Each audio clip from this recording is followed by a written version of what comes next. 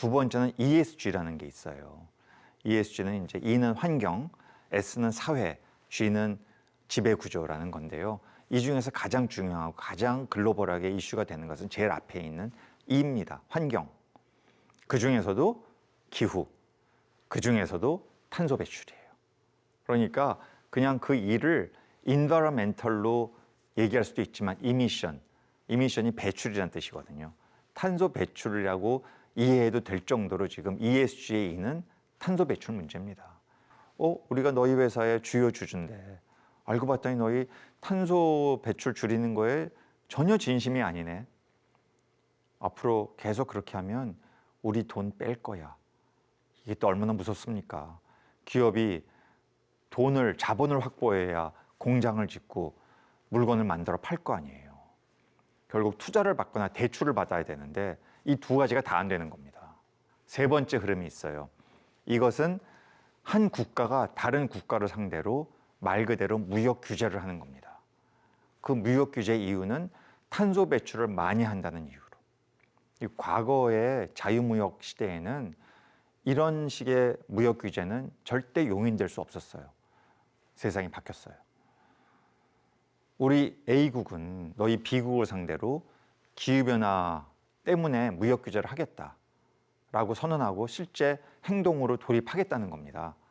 그 사례가 이미 유럽연합과 한국의 관계에서 시작됐습니다.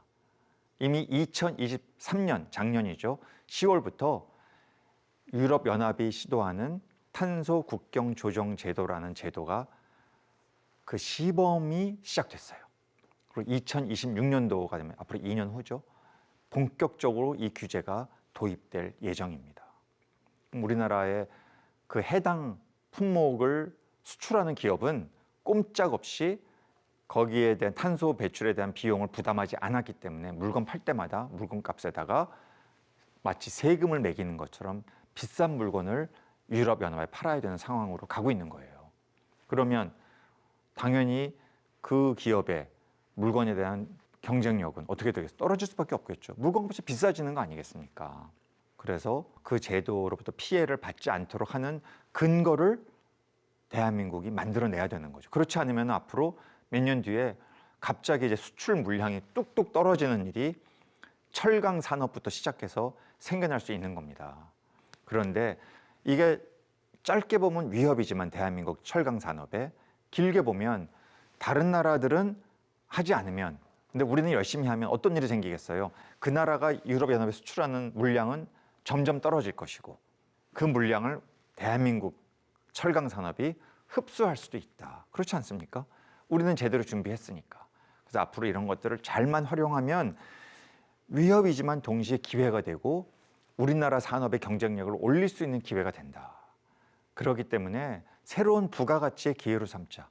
새로운 제도를 도입해서 탈탄소 경제로 가자라고 활용을 하게 된다면 앞으로 5년 뒤, 10년 뒤에는 길게 보면 한국 경제의 득이 된다. 한국 경제가 이 완전 선진국의 일원으로서 글로벌 시장에서 변화된 탈탄소 무역 규범의 시대에 오히려 한국 기업이 끌려가는 것이 아니라 이걸 선도해 갈 수 있는 상황까지도 가볼 수 있지 않겠냐. 이렇게 말씀드릴 수 있겠습니다.